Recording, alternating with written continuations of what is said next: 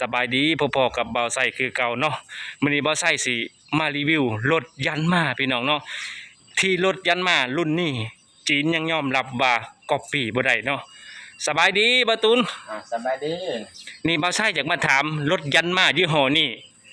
คือว่าบ้านเฮาใส่มันโดนแล้วบ่โอ้รุ่นนี้บ่แม่นรุ่นเลยได้รุ่นนี้โดนแล้วบ่หลายปีคือกันแม่นบ่แม่นรุ่นแรกเลยตัวนี้น่ะรุ่นแรกเลยบ่นี่ยี่ห้อยังยันมาบ่ยันมาป้าตัวแรงเท่าไหร่อันนี้1185โอ้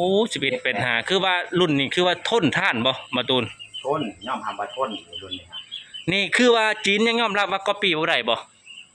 รุ่นนี้บ่แม่นรุ่นนี้น่าสิก๊อปปี้บ่ได้จริงก๊อปปี้บ่ได้เลยรุ่นนี้เพราะว่าบ่เห็นเนาะบ่เห็นยันมาถือว่ามาตรฐานของรถเลยได้แม่นถือว่าโอเคเรื่องรถยันมาถือว่าชุดๆเลยได้ชุดๆแล้วนี่คือรถไถนาคือรถยันมานี่พี่น้องเนาะให้เบิ่งนี่จักปีแล้วบ่ตุนนี่อันนี้บ่แม่นได้ประมาณ20กว่าปีแล้ว20กว่าปีบ่รุ่นนี่ป้า25ปีแล้วพี่น้องเบิ่งเอาพี่น้องนี่คือรถ25ปีคือว่ายันมาแม่งน็อตแนทบ่เคยได้หันพี่น้องนี่คือเบิ่งเครื่องยังใสอ่องต้องพี่น้องเนาะให้เบิ่งโลโก้นี่บ่แม่นนี่คือว่าเรียกQR codeบ่นี่เฟซมันบอกรุ่นบอกแห้งของมันแล้วก็เขาพิมพ์ว่า Make in Thailand นะของไทยแลนด์เนาะพี่น้องนี่คือยันมาพี่น้องนี่จากปากบ่ตุนที่ว่าใส่มาเท่าไหร่นะบ่ตุนนะ25ปีพี่น้องแต่สภาพยังคือเก่าพี่น้องเนาะนี่คือยันมาแม่นบ่ยันมาเนาะพี่น้องนี่คือในลาวก็อาจสิใส่หลายเนาะใส่หลายพี่น้องเนาะรถนี้บ่อยากซอรุ่นนี้แห้งแม่นบ่ตัวแห้งนี่คือจากปากบ่ตูนที่ใส่รถรุ่นนี้มา25ปีเนาะตั้งแต่เพิ่นอายุ10กว่าปีนั่นนี่เพิ่นสิเข้าเลข4แหละพี่น้องเนาะคือเบิ่งนี่เจ้าของรถเนาะนี่เพิ่นใส่มาถือว่าอย่างว่าในบ้านนี่บ่ทันมีหลายนั่นแหละคล้ายๆว่าทันนี่แหละในบ้านตอนนี้คือสิใส่หลายเนาะแม่นใส่หลายแล้วรุ่นนี้คือว่าบ่ใช่ก็ยอมรับว่าทนคำว่ายันมานี่คือว่าสุดยอดของรถเลยได้สุดยอดพี่น้องนี่คือจากปากบ่ตูนเนาะขนาดจีนยังก๊อปปี้บ่ได้ได้รุ่นนี้คือว่าเนาะบ่ได้ก๊อปก็เข้าหูแล้วนะว่าของก๊อปนะโอ้บ่เห็นของจีนนี่ก๊อปปี้บ่ได้ดอกค่อยว่าคือว่าเครื่องยันมานี่บ่ได้บ่คือของไทยดอกพวกอาที่บ่นี่ก๊อปปี้ได้แต่ยันมานี่ก๊อปปี้บ่ได้เนาะบ่ได้แล้วยันมาตัวนี้มันสิเวลามันติดนักติดสั่งมันสิเล็งในตัวโดมันสิขึ้นในตัวเองมันบ่ขึ้นในตัวโอ้พี่น้องเนาะคือยันมาเพิ่นว่าคือว่าเพิ่นว่าดีกว่าอาที่เด้พี่น้องเพราะว่าตัวนี้มันสิในโตมันเนาะสำหรับผู้ใช้นี่นะคือว่าดีกว่าอาที่โอ้เจ้าของใช้เพิ่นว่าดีกว่าอาที่พี่น้องถ้าเห็นอาที่ของเขาหันมันก็ดีคือกันคือว่าแต่ว่าตัวนี้คือว่ายันมานี่คือว่ามันมาแรงกว่าอาที่เมื่อก่อนเนาะเรามันจัดกว่าโอ้เรามันจัดกว่าโอ้ถ้าก่อนเรามันไวกว่าอาที่แม่นบ่คือว่ารถนี่เจ้าใช้นี่คือว่ารุ่นนี่คือว่ารุ่นแรกเด้เนาะรุ่นแรกของรถเดี๋ยวนี้มันออกมาแบบรุ่นใหม่แล้วมันเฮ็ดโชมแบบนึงอีกโอ้อันนี้คือรุ่นเก่าเนาะแต่รุ่นเก่ากับพี่น้องก็ให้เบิ่งนะครับนี่สภาพรถยังคือเก่าพี่น้องบ่ได้มีซึมบ่มีซึมเนาะเบิ่งแน่ปุ๊ยังใหม่กันนะยังบ่ทันได้เฮ็ดอีกจังเลยนี่จะบ่เคยสอบจังเทื่อบ่นี่เคยเลยคันนี้เปลี่ยนแค่แต่น้ำมันเครื่อง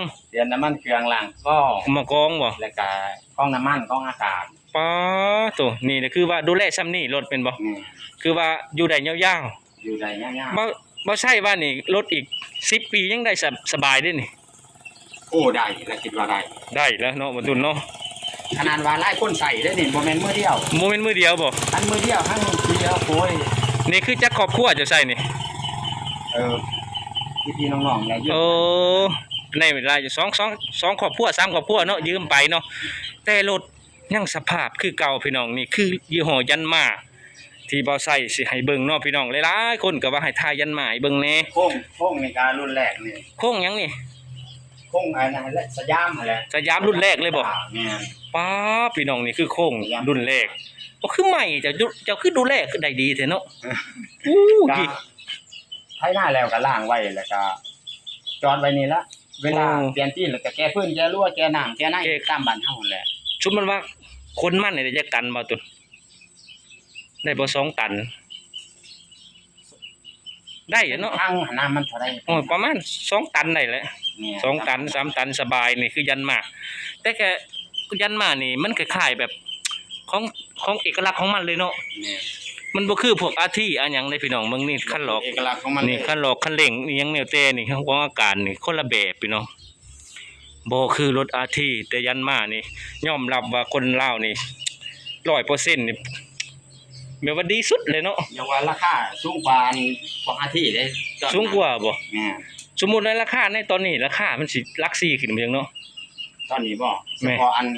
หัวเครื่อง ว่าแมนพุ่นละลัก4ขึ้นแมนและลัก4ขึ้นเห็นเขาซื้ออยู่ โอ้มันก็สิแพงกว่าอาที่เยอะเนาะเครื่องยันมานี่ถือว่าแห้งเด้ แพงกว่า คิดว่ารถ รุ่นนี้เขาบ่ได้เฮ็ดมาแล้วเขา แม่น เฮ็ดมารุ่นใหม่แล้ว อ๋อรุ่นใหม่มันก็แม่นอยู่แล้วโสมใหม่แต่ว่ารถเจ้านี่ก็ใส่มาเป็น20กว่าปีแหละมันก็ต้องโสมใหม่อยู่แล้ว แต่ส้มใหม่ก็ยังมักส้มนี่คือเก่าอยู่ แต่ว่าเขาว่าโสมนี่งามรถยันมานี่เขาว่าตัวนี้ลงตัวนะสีนี่ก็สีเดิมๆเนาะ เดิมเลย บ่เคยเปลี่ยนบ่ บ่เคย บ่เคยสีก็ปีบ่ บ่เคยสิ โอ้พี่น้องเบิ่งเอาสีพี่น้องป๊อตัวมื้อนั้นบ่ใส่ไปถ่าย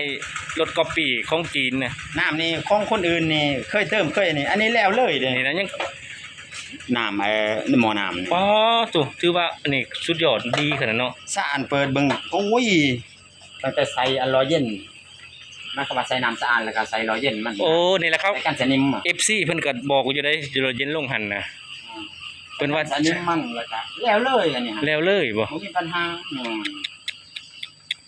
โอ้โหพี่น้องนี่คือยันมาจากปากเบาตูนว่าเอาเจ้ายืนยันว่ารถรุ่นนี้ว่าสุดยอดแล้ว รุ่นยอดแล้ว คือนี่จากปากเบาตูนเนาะรถว่ายันมานี่ถือว่าสุดยอด เพิ่นใส่แต่สมัยแต่เพิ่นยังน้อยตอนนี้เพิ่นได้ลูกสาวบักใหญ่แล้วพี่น้องเนาะจนเพิ่นเป็นพ่อคนแล้วมีครอบครัวแล้วเงินซ่านบ้านซองเพิ่นก็มีแล้วเนาะนี่คือยันมาคู่ใจของเพิ่นยามให้ยามหน้าบ่เคยสอเด้เนาะ บ่เคยซ้อม บ่เคยได้ซ้อมอีก บ่เคยได้ซ้อม เปลี่ยนแค่แต่น้ำมันเครื่อง งานเป็นน้ำมัน ปีละครั้ง สิลงหน้าเลยก็เปลี่ยน โอ้นี่คือเราปีละครั้งว่าง่ายเนาะ งาน นะ ใช้หน้าแล้วก็ค่อยก็เปลี่ยนอยู่เด้ โอ้ปีละ2ครั้งเนาะ งานปีละ2ครั้ง นี่คือ คนอื่นก็ปีละครั้ง นี่คือบ่าวตุนเพิ่นดูแลรถเนาะว่าปีละ2ครั้งถ่ายน้ำมันเครื่องจากหน้าเสร็จเพิ่นก็ถ่ายอีกรอบหนึงเนาะนี่คือยันมาที่ดีที่สุดในลาวพี่น้องเนาะนี่คิดว่าบ่ใช้กันในรุ่นนี้บ่าวใช้ดีใจแฮงเนาะ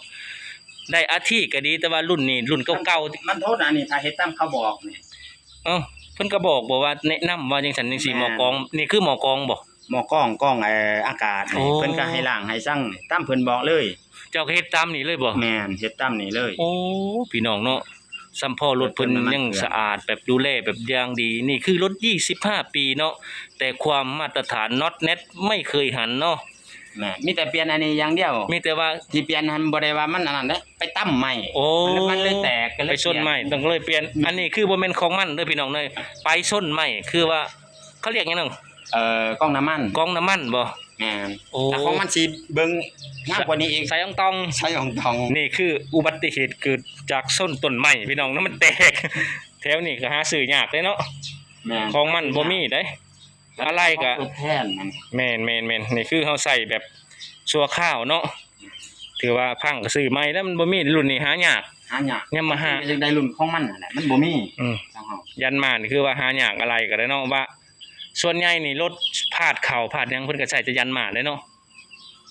รถปันเขาน่ะบ่ แม่น แม่น ยันมาเด้ อ่า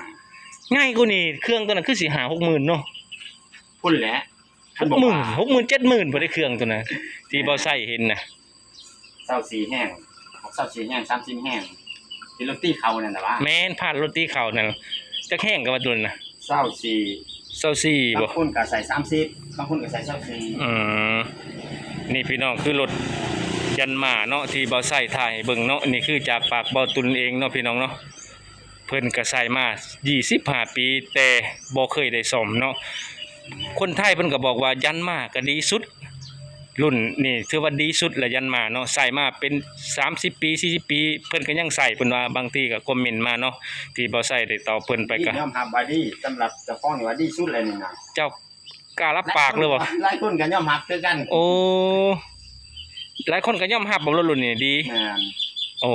พี่น้องนี่คือจากปากลาวใส่เองเนาะ25 ปีแล้วบ่เคยได้ซ่อมเรื่องน้ำมันก็ประหยัดบ่ ประหยัดน้ำ โอ้ ประหยัด